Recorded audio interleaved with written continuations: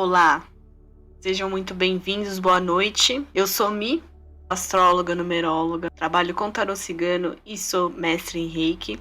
E hoje eu vou falar para vocês um pouquinho sobre a entrada do nó do sul e do nó do norte em Escorpião e Touro, respectivamente. Vocês podem ver aqui que a linha do ascendente eu deixei igual Áries, né? Então, as casas estão organizadas pelo signo. Os nodos, eles têm uma representação diretamente associada ao karma. Então, sempre que nós vamos tratar de forma coletiva dos nodos, a gente está falando de resgates e buscas coletivas da humanidade, né? Nós tivemos aí, quando o nó do sul estava em Capricórnio, o nó do norte estava em Câncer, nós tivemos uma profunda reforma na forma como a gente trabalhava, no nosso profissional e na forma como a gente lidava com a nossa casa, com o nosso lar, que foi justamente no meio da pandemia, né? Foi no final de 2019 que os nodos entraram em Câncer e Capricórnio, que foi ali no começo da pandemia, em que toda a nossa dinâmica profissional, a nossa dinâmica doméstica foi colocada em jogo karmicamente. Nós passamos a ter que lidar com as pessoas que moram com a gente, né? E isso pode ser muito bom para algumas pessoas, pode ser muito ruim para outras, mas principalmente é bom observar que sempre as pessoas que estão mais próximas da gente são as pessoas que nós temos os maiores resgates, as maiores coisas para aprender. Não é à toa que muitas vezes acaba sendo uma relação mais difícil, uma relação mais conturbada por conta de tudo isso que a gente tem que aprender com essas pessoas. Eu vou voltar aqui um pouquinho, quando os nodos ainda estavam em Câncer Capricórnio, para vocês terem uma ideia ali, ó. Em janeiro de 2020, o nó do sul ainda estava ali em Capricórnio e Câncer, né? E aí com o tempo eles foram caminhando até ingressarem totalmente em Sagitário, em Gêmeos, ali para maio de 2020, né? E ali, dentro de uma lógica, pensando da seguinte maneira: no momento em que as coisas se moldaram às novas estruturas, né? Tanto Capricórnio como Câncer falam de estruturas em relação às casas, eles são correspondentes à casa 10 e à casa 4. Então, são dois signos que falam muito de estrutura. A diferença é que Capricórnio fala da estrutura externa, da estrutura profissional, tem relação com o meio do céu. Então, é aquilo que a gente coloca para fora, é meio que o nosso papel social, as nossas estruturas profissionais. E a casa 4 fala da nossa estrutura interna. Então, é a estrutura das nossas emoções, é a estrutura da nossa casa, é a nossa estrutura familiar, a estrutura do nosso íntimo. Então, depois que foi feita toda essa mudança nas estruturas familiar e profissional, que foi no começo da pandemia, ali em maio de 2020, os nodos entraram em Sagitário e Gêmeos, respectivamente. E nesse momento, nós pudemos observar que houve também uma mudança nas estruturas, mas uma mudança kármica no eixo agora do conhecimento, que seria então Sagitário e Gêmeos. Então nós vimos aí um boom de aulas online, pessoas fazendo lives, shows que antes eram apresentados ali numa cidade em que apenas os habitantes daquela cidade poderiam participar, passou a ser shows online que pessoas do outro lado do mundo poderiam estar assistindo ao mesmo tempo. Então, ao mesmo passo que a comunicação face a face ficou limitada, superficialmente, que aí representa a energia de Gêmeos, a gente conseguiu proliferar as informações de uma forma muito maior, e Sagitário sendo representado como conhecimento aprofundado, conhecimento filosófico, o conhecimento acadêmico, o conhecimento da universidade. Ele também foi colocado em meios de comunicação que atingem grande massa, que é a própria internet, que é a energia do gear, que é representada por Gêmeos, Libra e Aquário. Quando a gente fala de internet, a gente está falando principalmente de Aquário e Gêmeos, né? mas as relações foram muito alteradas e isso tem a ver com energia de ar que corresponde a Libra, né, que é regido por Vênus. Então, nessa entrada desses nodos em Sagitário e Gêmeos, nós podemos ver aí uma grande mudança na comunicação com o ser humano, né? E muitas pessoas tiveram a oportunidade de realmente aprender uma nova forma de convivência, aprender a valorizar mais a comunicação, o contato. Nós vemos aqui Vênus, né, no dia da entrada, na semana da entrada, Vênus também estava em Gêmeos, e Vênus fala muito sobre valores. Então, durante essa entrada, nós aprendemos a valorizar a comunicação, né? Nós sentimos a saudade que era não poder olhar olho no olho, trocar uma ideia olho no olho, aquela coisa mais visceral, né, que aí tem mais a ver com o Sagitário, que é uma comunicação mais profunda, direcionada e focada. Então, as coisas ficaram muito volúveis, muito voláteis no ar, né? Muito etéreas. A comunicação se tornou mais líquida do que já era, né? Ela se tornou um vapor, ela se tornou o ar. Então, nós temos aqui Vênus em Gêmeos também compondo esse cenário junto com o nó do norte, na semana em que o nó do norte e o nó do sul entraram nesse eixo do conhecimento, né? Que é Sagitários e Gêmeos. E a partir de agora, dia 18 de janeiro, né, eu vou avançar aqui um pouquinho, aqui a partir de dia 18 de janeiro, nós vamos ter os nodos entrando em um novo eixo, que é o eixo Escorpião-Touro. E esse eixo é justamente o eixo do poder. Eu vou colocar aqui direitinho o dia, para vocês poderem ver exatamente. Então, nesse dia, os nodos vão estar entrando ali em definitivo no eixo Escorpião-Touro, né? Lembrando que os nodos, eles têm por natureza um movimento retrógrado. Então, vocês estão vendo que a ordem está alterada, né? Começou em Capricórnio, Sagitário, Escorpião, Câncer, Gêmeos, Touro, justamente porque os nodos têm um movimento retrógrado por natureza. Então, já fica o aviso aqui. Se em alguma vez você for ver seu mapa astral e ver lá que os nodos estão com um Rzinho ou está escrito retrógrado, não se assuste. Não tem nada de errado com o seu mapa astral. Os nodos, por natureza, têm um movimento retrógrado. Até porque eles falam muito sobre os nossos resgates kármicos e nossos aprendizados kármicos, então faz todo sentido eles terem um movimento retrógrado também por natureza. Então, a partir do momento que esses nodos entrarem no eixo do poder, que é composto por Touro, que representa o poder material, e Escorpião, que representa o poder não físico, o poder psíquico, o poder mental, né? Muitas pessoas enxergam Touro como se fosse o poder material que condiz ao dinheiro. Touro fala muito sobre fartura, só que Escorpião, ele fala sobre perpetuar.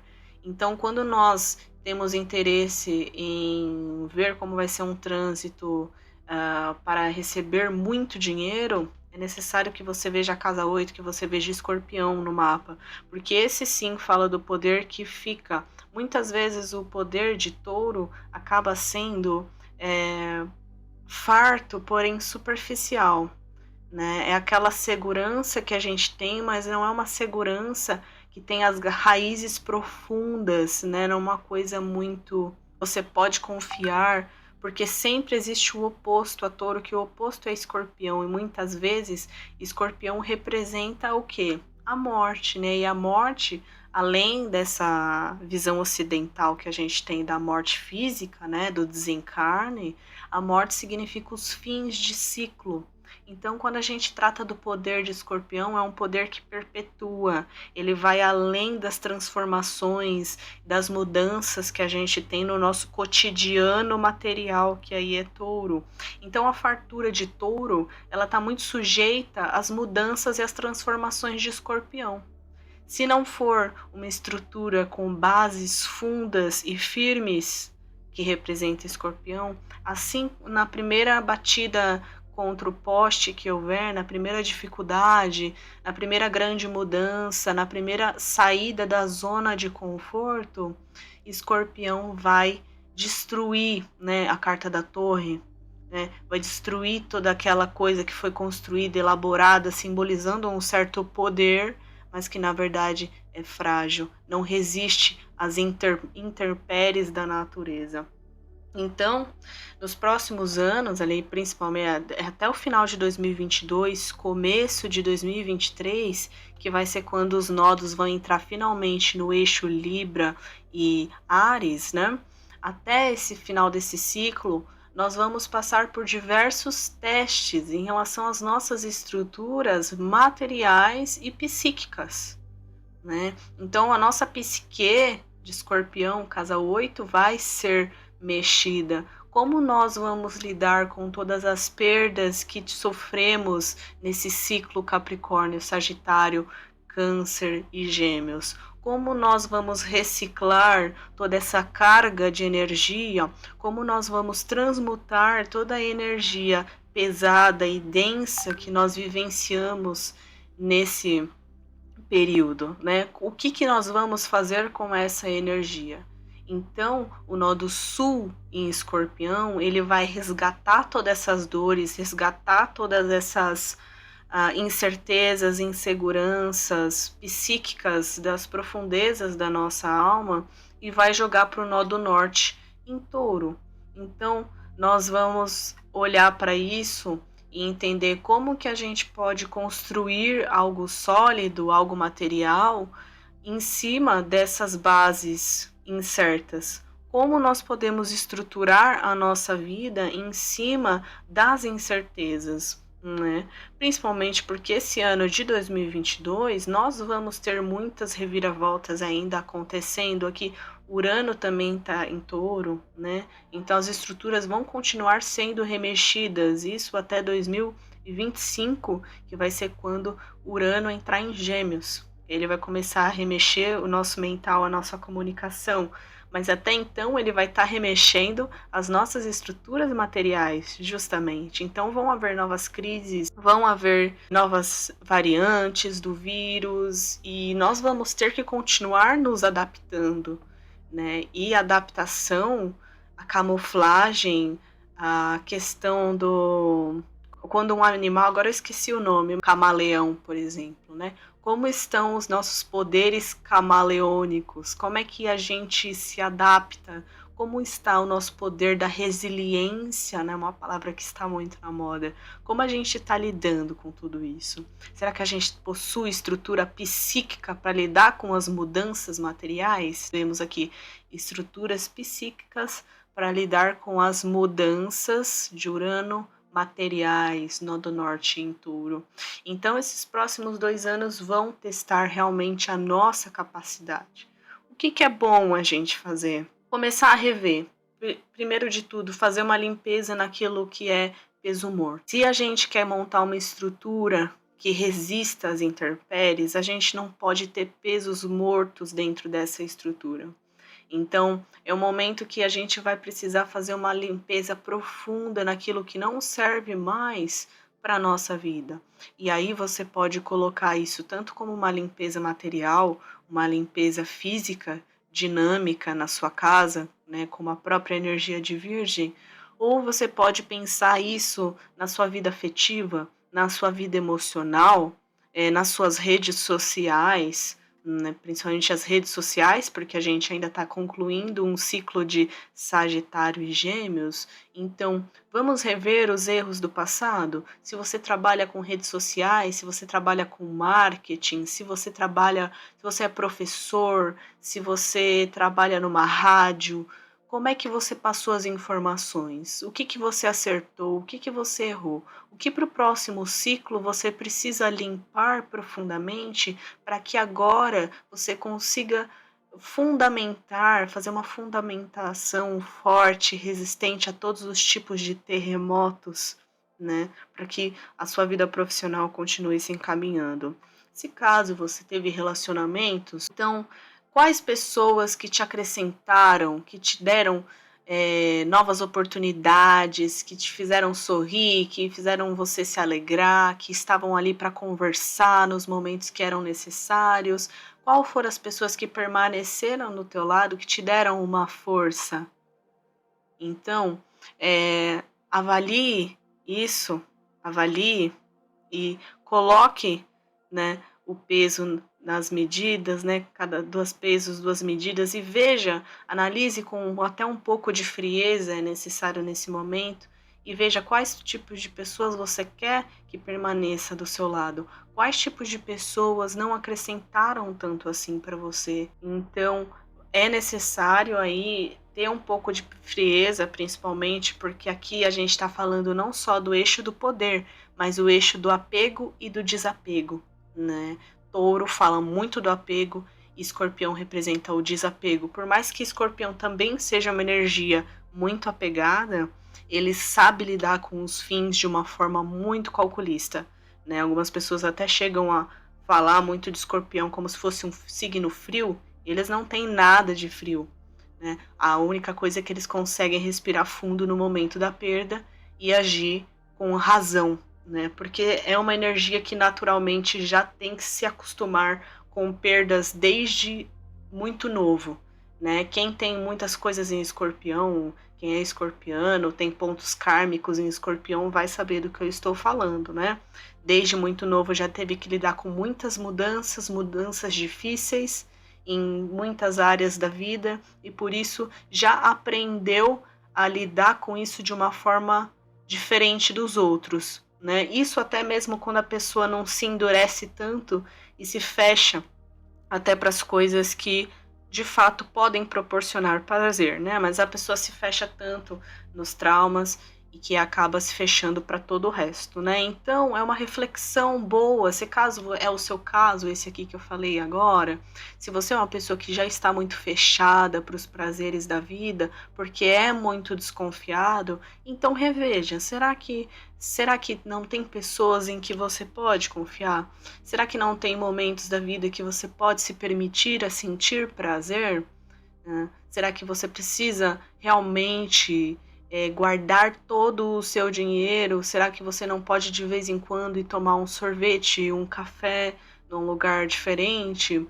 Afinal de contas, você trabalhou para ter esse dinheiro, esse privilégio que seja, né? Então, reavalie esse tipo de coisa e principalmente nas relações, uma vez que Touro é regido por Vênus, ele vai mexer muito com as nossas relações. Bom, essa é uma análise sobre o eixo Touro e Escorpião.